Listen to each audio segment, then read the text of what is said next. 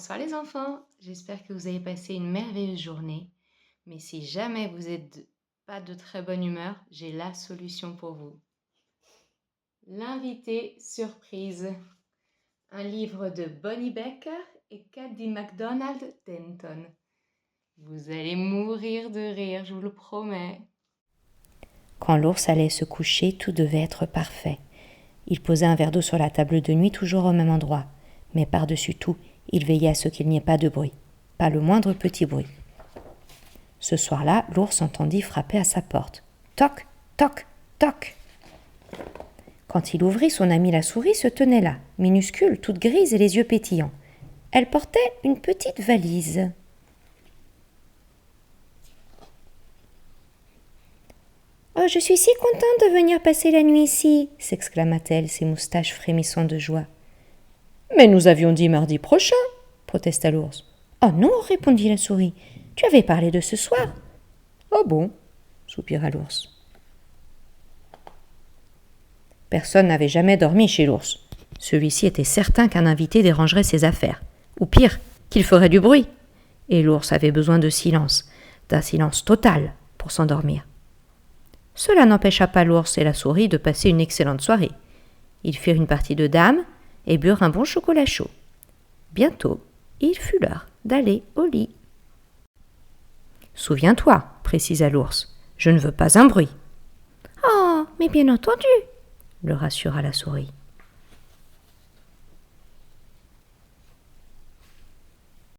L'ours prépara son verre d'eau. Il enfila son bonnet de nuit.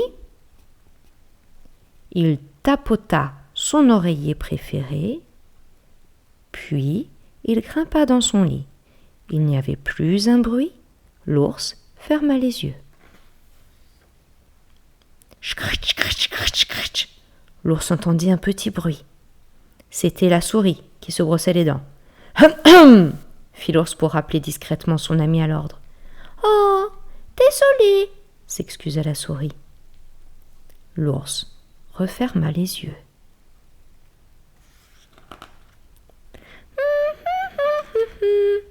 La souris chantonnait en enfilant sa chemise de nuit. L'ours se redressa.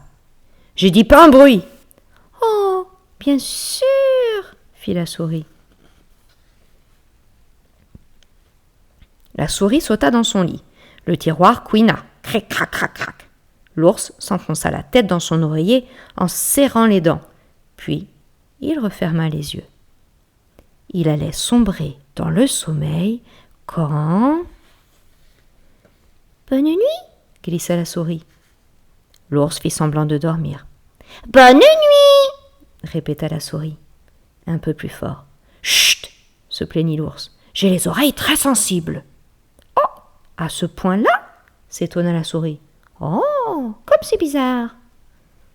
La souris tourna la tête du côté opposé. « Mais si je fais ça, tu entends ?» chuchota-t-elle. « Oui !»« Oh, incroyable !» Elle posa l'oreiller sur sa tête. « Et là ?»« Silence !» La souris s'enfonça sous les couvertures. Et du fond de son lit, elle murmura. « Et là, est-ce que... »« Silence !» rugit l'ours. La souris descendit de son lit et alla dans le placard, dont elle referma la porte. Puis, elle se faufila dans le coin le plus reculé de la penderie, se tourna contre le mur et prit sa plus petite voix. « En tout cas, là, tu ne peux sûrement pas... »« Vas-tu enfin cesser de me torturer ?» hurla l'ours. « Oh, pardon, l'ours. Bonne nuit, l'ours, » souffla la souris. Elle rejoignit son lit sur la pointe des pieds, en essayant de se faire aussi petite qu'une petite... vous devinez quoi. L'ours tapota son oreiller préféré, il renfonça son bonnet de nuit et se prépara au pire. Mais la souris ne faisait plus de bruit. Au moins, tout était silencieux. Très, très silencieux. Soudain, l'ours crut percevoir un petit grincement. « C'est encore toi, la souris ?» fit-il. Pas de réponse. L'ours tendit l'oreille. Il y avait une sorte de cric, cric, cric sur le plancher. « Je sais que c'est toi !» insista-t-il. Silence. L'ours grogna d'une voix mal assurée. « N'essaie pas de me faire peur !» Maintenant, il entendait comme un gémissement. « Allez, à vous, c'est toi ?» Toujours pas de réponse. L'ours en était pourtant sûr, quelque chose rampait sur le plancher. « La souris !» cria-t-il. « Réveille-toi !» La souris sursauta et se dressa sur son lit, minuscule, toute grise et les yeux endormis. « Qu'est-ce qui se passe ?» Mais à présent, l'ours n'entendait plus le moindre bruit bizarre dans la chambre. Rien ne grinçait, rien ne crissait, rien ne gémissait. « Rien, mentit-il. J'ai dû parler dans mon sommeil. » Mais l'ours s'agrippait à sa couverture et la souris voyait bien qu'il tremblait. « Vraiment ?» dit-elle avec un regard suspicieux.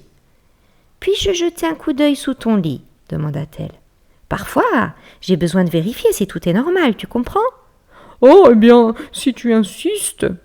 Elle fila sous le lit. « Je ne vois rien, » dit-elle. « Je suppose que tu veux aussi regarder derrière les rideaux ?» fit l'ours. La souris alla voir. « Rien non plus, » déclara-t-elle. « Tu sais, tu ferais mieux de contrôler le placard, » suggéra l'ours. « Comme ça, tu serais plus tranquille après. » La souris inspecta le placard et ressortit en s'époussetant.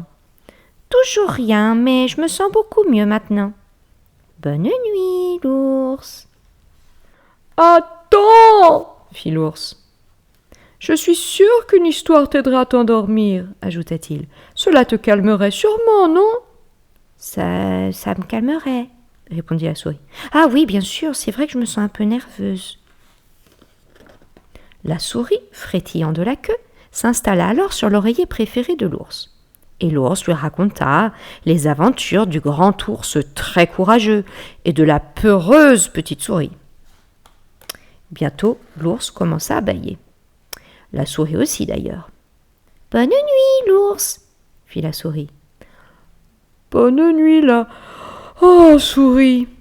bâilla de nouveau l'ours.